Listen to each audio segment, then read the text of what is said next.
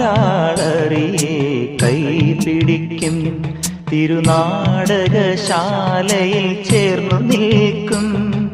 നാലാളറിയെ കൈപിടിക്കും തിരുനാടകശാലയിൽ ചേർന്നു നിൽക്കും. യമുനാ നദിയായി കുളിരലയിളകും നിലവിൽ അമ്പലപ്പുഴെ ഉണ്ണിക്കണ്ണനോടു നീ എന്തു പരിഭവം മെല്ലയോതി വന്നുവോ.